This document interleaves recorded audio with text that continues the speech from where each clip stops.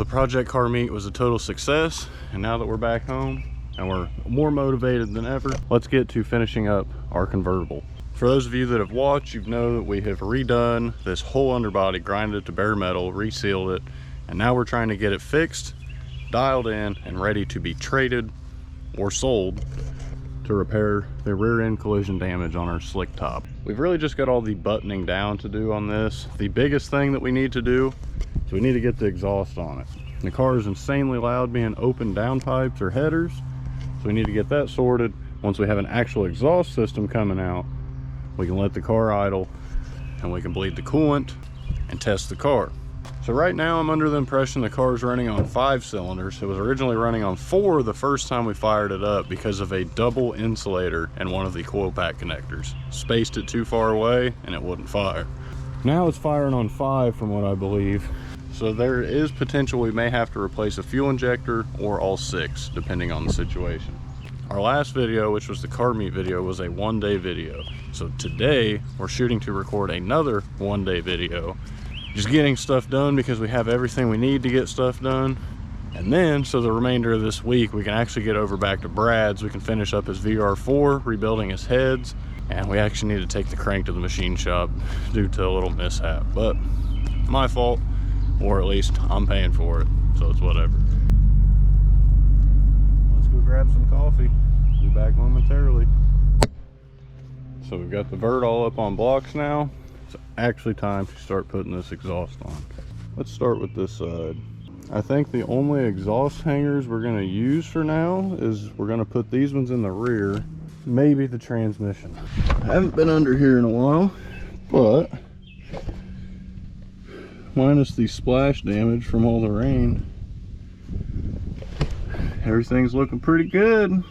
Still need to find some brake and fuel line protectors. That's something that we're still missing. So happy we did this. It looks so fresh. All right, we got a exhaust gasket up here. We got all our hardware. Oh, I hate having to find nuts, especially a certain thread. It never works out for me. We need some engine mount nuts too. So let's go grab all the rest of our tools. Let's finish this up. So we just had one cut exhaust hanger on each side, so we removed them. We just replaced one. Found out the other replacement was cut. So we're just gonna put one side on for right now while we can. It has gotten so humid since that rainfall last night, I tell you what. But as long as this all comes together today, I'll be happy. I like to hang this up just to have it free fall or free hang back here, so I can lift it with my knee as I work the flange on the other flange with the bolts, or if I have actual studs. I'll say if you lube up the little studs that go through your hanger first with some oil or WD-40, it'll help this process much more, especially if you have brand new ones. Put my shoulder on the ground for 1 second and it just got soaked. Woo!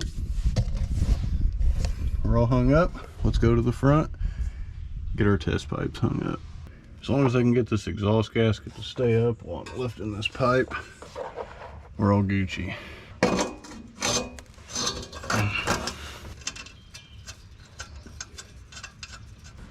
No hands. One pipe down, one to go. We'll be back whenever we can manage to get this one on. So until then. So not only have we got our test pipes, well, I guess our whole exhaust on, we blocked these AIV ports off, which usually go up here in the wheel well. Convertibles actually didn't come with it. That's just because these came from another chassis. Engine mount nuts on, clutch line zip tied back away from the exhaust, check. And we snugged up our steering rack bolts because we actually still have to snug up a few more things on each side, and we have to put a sway bar in. Completely forgot about that. That's no big deal. Now I'm not gonna lie, I'm really tempted to start this thing. I want to know what it sounds like with this exhaust, and honestly to see how bad the exhaust leak is. Curiosity killed the cat. Let's give it a shot.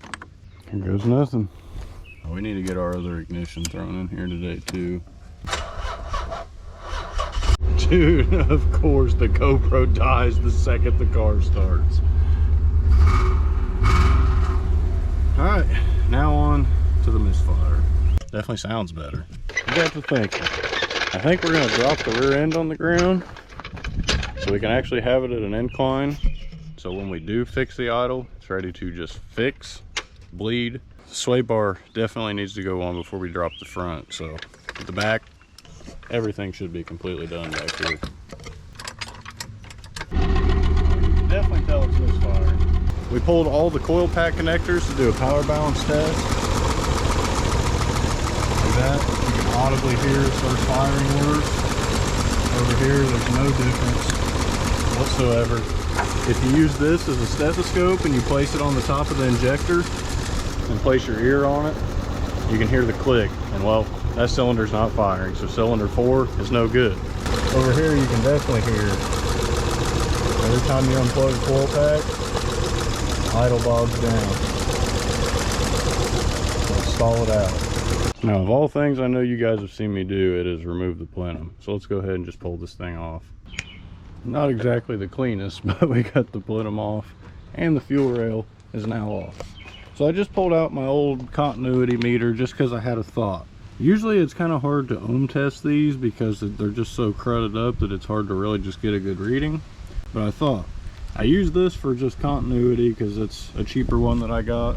And I know that's what it's going to be reliable for. This is the front, obviously. This is cylinder 6 and this is cylinder 4 that we are having an issue with.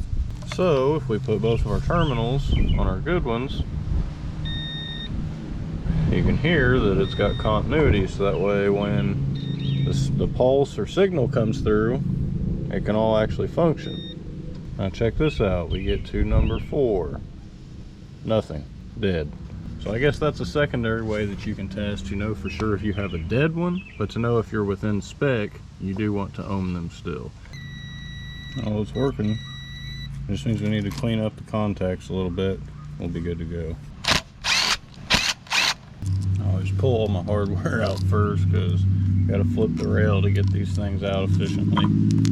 The way I do it is I take a 10mm socket, drop it over the top, and give her a couple taps. Voila. Always make sure your lower O-ring comes out. Those often stay in there. Take your new one, lube your seals up with a little bit of oil or petroleum jelly, and twist and pop it in. Like that. That went in pretty easy.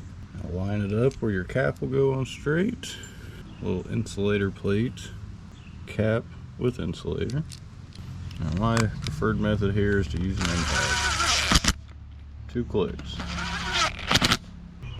Reinstall our seals. We start lower plenum seals. Try not to knock these off like I just did. Be sure not to drop any of those plastic things down in your intake, or else there is literally like no way to get them out unless you have the best needle nose pliers in the world.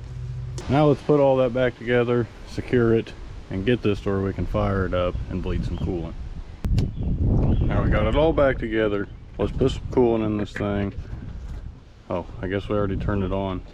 Charge the battery for a second, start it up. Oh, I so hope this is fixed, because there's a lot of other things we could be doing right now.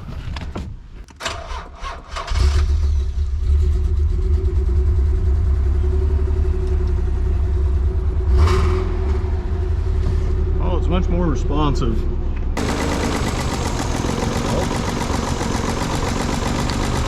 So if you can't tell by everything going on here, we have not figured out our problem. I don't remember fully checking the 5th cylinder, so now we have actually pulled the plenum 2 separate times to change a fuel injector twice, thinking that the injector is bad even though it ohms and the continuity exists. What we just did is we hooked up a couple alligator clips so we could hook it up to a 12-volt source. When you have both of these hooked up to your injector and you apply a 12-volt source of any means, they should click. If you hear that,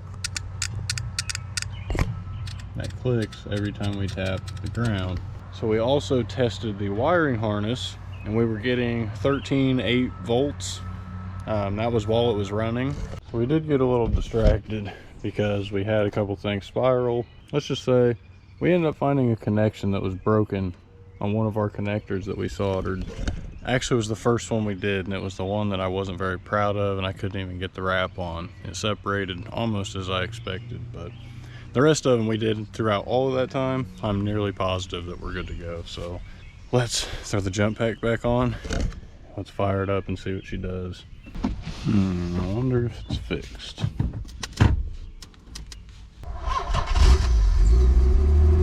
There we go. That really sounds better.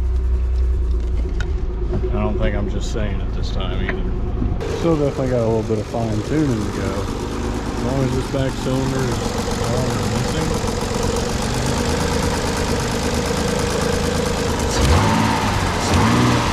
Alright. Say we fixed our misfire.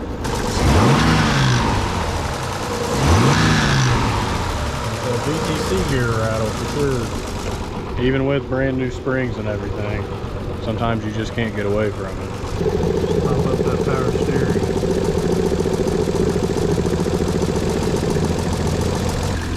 Yikes, that's not good. Every bit of fluid we just threw in is just leaked straight out of something. So add that to the list of things to do. It also appears we're leaking coolant. Let's see what's going on up here. So we're definitely leaking out of one of these fittings. I don't know, let's look for a torque spec and see if we can hit that one more time and just tighten it up. And this really stinks. This isn't what I anticipated doing. It's definitely not oil. No, what the heck? Is that fuel? Yeah, what the heck? That's not even coolant leaking. That's gas. I guess that's partially relieving. That means it kind of looks like this one back here is leaking. I was wondering because I couldn't get some of these tight enough, to be honest. I guess we need to change some hose clamps here. So the torque specs back here is actually 30 foot-pounds for the big one and 26 for the lower one. That's on the high end of the scale. Yikes, it's starting to look like I'm an idiot. This thing is not nearly tight. Alright, 26. Now let's see if we can change the other to 30. Never heard a power steering pump make this noise before. I think it's saying it's thirsty. Usually once it starts making noise, just fill it up once it quits and you're usually good to go.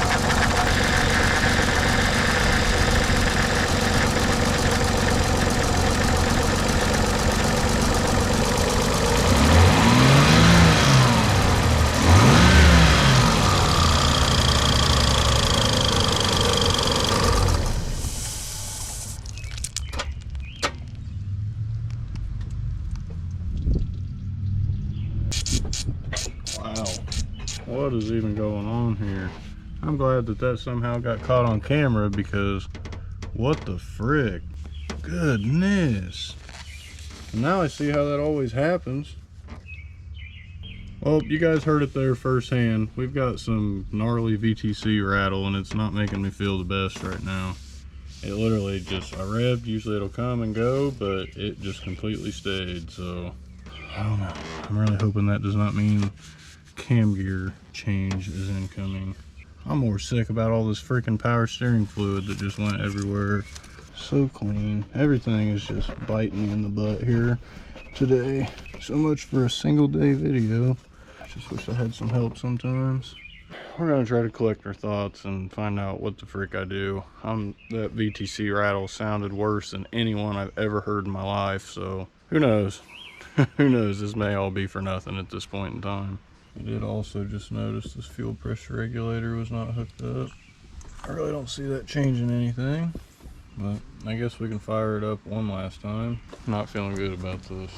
If this is what we think it is, the whole engine pretty much has to come apart, and we have to take the cam gear and replace it. Pretty sure it's still ticking.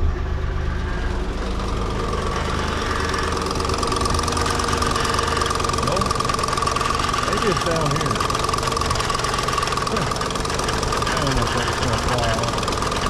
Well, hopefully we just figured that out. Because if so, I'm glad we didn't keep it idling. Not only that, that will save us a tremendous amount of time.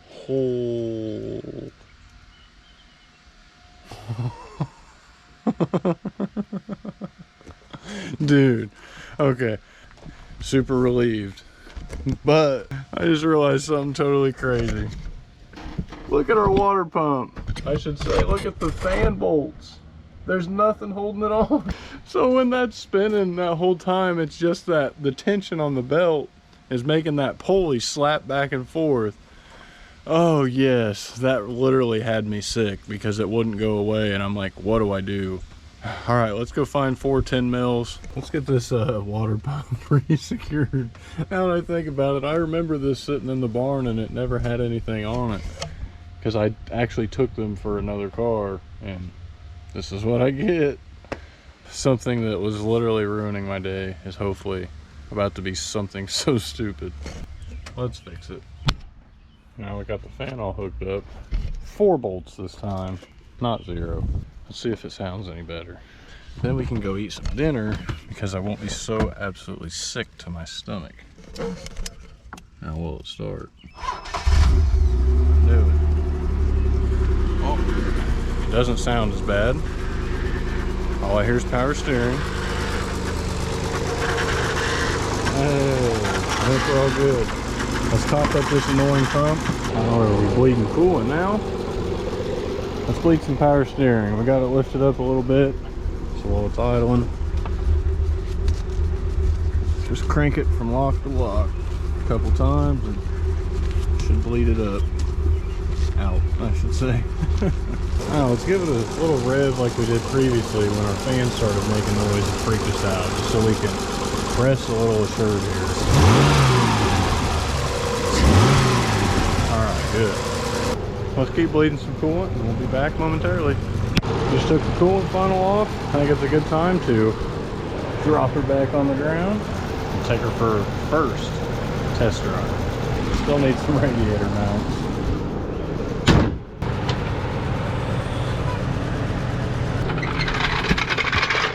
Sweet. Windows down, top off. Let's get out of here.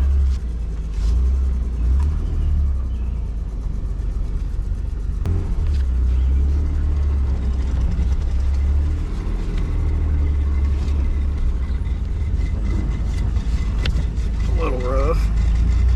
Oh, I forgot we're riding on the drive shaft down here. At least it's not missing anymore. Sweet, now we can actually start dialing this thing down. Yeah, these brakes are a little less than favorable right now. Alright, let's go cook some dinner. Now that it's the next morning, I think we're going to start with our ignition. So here we actually have the OG titanium key. We actually had these punched and removed, so we'll actually be able to install these pins much easier. Now this is going to be a massive quality of life upgrade for me, because I am getting sick and tired of this droopy ignition here. Let's mount our ignition so we can actually start it like a normal car. Ignition is officially fully mounted, and we went ahead, put our HVAC piping in, and got this little knee or kick panel in. So everything over here is about tied together. We do have to finish the door out. But before we do that, we're going to try to figure out how we can sort mounting our shifter with that busted shifter support plate. So we need to figure out a way to make a bracket that we can solid mount, at least to make it over to the next town to register it, and then we can drive out to my dad's and maybe learn how to weld, or weld for the first time on this thing. So here is the said plate. Our bushing is broken, so we're actually going to find or make a plate, which potentially out of this, for PR, VR, EGR brackets, we'll probably just use it to make something. Maybe for now, we'll literally just drill a hole in this so we can mount it. It's looking like this drill bit's going to be the closest, and we can always go back with a nice stepper bit. We'll center that up. We'll hit it about right here. Well, that happened pretty quick. That small bit's actually pretty good. Got us a little pilot hole started. Here's our bracket. So in theory, this should work just to mount and to hold it up here. I don't care if it moves. We can either bend it or we can tack it. Get the plate in here. Oh, we're backwards. I thought it looked kind of funny. Alright, we're in place now. Let's put a couple bolts in, at least 2 to hold it in place. Yeah, we should be alright. My biggest fear is getting in the way of the actual shifter to prevent it from going all the way back. And so far, for a first revision, I'm gonna have to say this isn't that bad. Pull it all the way in a second. Actually, fourth, sorry. It may be ideal to notch this out a little bit just to give it a little bit more room, but I think it's perfectly fine now until we can actually go out to my dad's and we'll trim it up, obviously. We have got a fully functional shifter. Nice. I guess it's time to move on to the not as fun stuff, but we're nearing the end, you guys. This car is almost completely finished. Other than that, before we fully take off, I think all that we really need to do is fix the hinge over there so we can actually seat this all the way before we take off driving. Last thing I wanted to do is flip up in any way. So I started parting this thing out a couple years ago. I feel like, hey, I actually need one of these. What I'm actually here for is these are from mine. I feel like they're supposed to be bent somewhat. They go here and they latch that little topper right here once it goes down. So I really wish I knew where my pair of these were, because I'd much rather just have a bolt-on swap if I can, or at least something to reference. If not, we're going to pound one of these out and straighten it up on our vise. Fortunately, I did not see any brackets. Who knows what I put or where I put them, especially it being that long ago before I kind of had more of a system of things like I do now. So vise it is. Now you can kind of tell this one's at least straighter, but this one's just all wonky, and I've already straightened it out some. In comparison, they're pretty straight. I guess we can go mock them up and see how it looks. Alright, it don't look entirely straight. We may be able to finagle it. This one acts like it wants to go down. Alright, we're going to reevaluate this since we need like a third arm for this kind of thing, or a friend, but we'll be back. I'll admit, it's been a few hours since we picked up the GoPro. We've been in grind mode, we've been trying to check things off the list. And one of that is being the full rear interior here for the vert. And we actually got these hooks straightened out a little bit to the point where we can actually close it.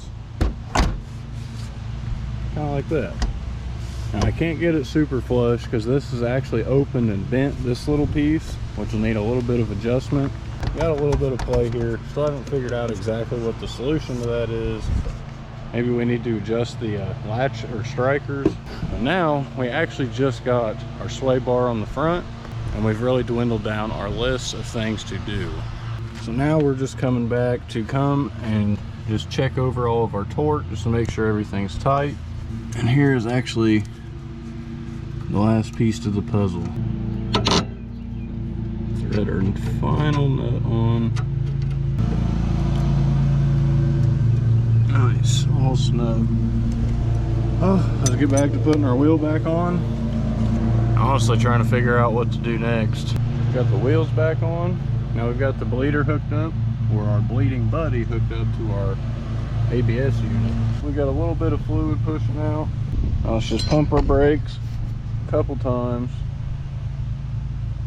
and see if we have any bubbles or air in our system.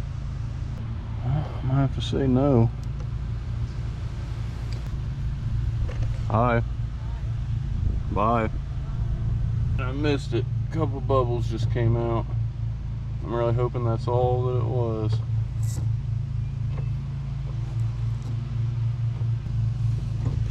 That'll do it.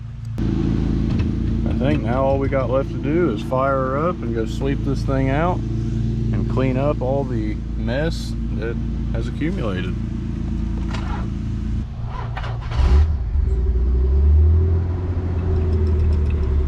That's what I'm talking about. Nice and soft. Here's the current mess we're dealing with. So we'll give you guys a good little before and after. Dang near looks like a whole new car now. Completely swept out. Everything's looking good and presentable. think we're just gonna wrap it up here. We still just have that glove box and our ECU swap if need be. We actually need to go grab some radiator brackets, because I just remembered we actually do not. GoPro died, of course, but we actually have 2 radiator brackets we need to install. Other than that, the car is completely done.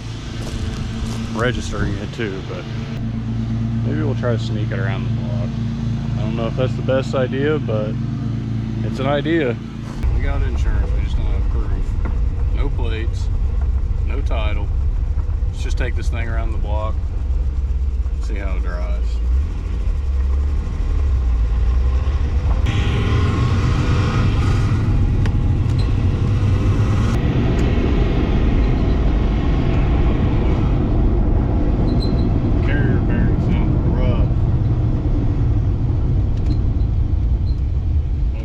Could just be our super rusty brakes too.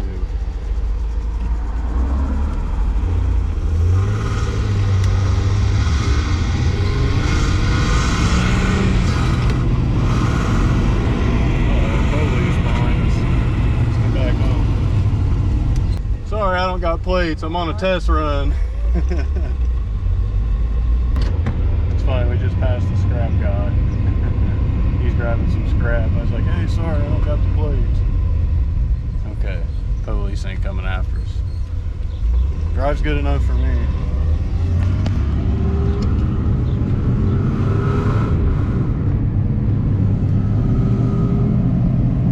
That was short-lived. Made it back.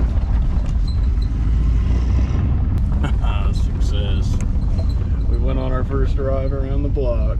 We even evaded the police, so successful trip in my book. Maybe we'll sort out a one-piece drive shaft for Eric, just because that's the only thing I got. I don't know. I just want to get this thing done so we can get it back to him. And we can get on to fixing this butte. Sorry, babe. Don't mean to leave you like that, babe. You're the only one, I promise. As I got 8 more sitting around it. Well, today has been a total success. Well, I guess I should say the past 2 days. And now we have officially only got very minimal things to work out on our Z. You know, shifter, glove box, ECU potential, and to get this bad boy registered. I'm happy. I said yesterday if I don't drive this thing by the end of the day yesterday, I'm lighting it on fire. Well, I lied. We made it. Now let's see if it charged enough to fire up on its own. Ah, so close. Suppose it's time we can go ahead and just clean up the rest of everything out here. Get our tarps back on. I don't think it's supposed to rain. We're gonna hit him up tonight, see what he thinks, and go from there. Starting to look pretty sharp now, especially since we're getting that rear lid to kind of latch down. Well, you guys, I think we're gonna wrap up the video here. There's really not much else that we can do or even cover. We got significantly everything plus more done to finish this and get it ready for Eric that we wanted to do. So altogether, I'm very happy with what we've done. Sorry, I know you guys don't really like these vert videos. We're literally done now. We're done. Now we can move on to the slick top, my highly anticipated and longly awaited content. So ready. If you guys liked the video, don't forget to drop a like and subscribe down below. Stay tuned for more content, and we will catch you guys in the next one. Peace.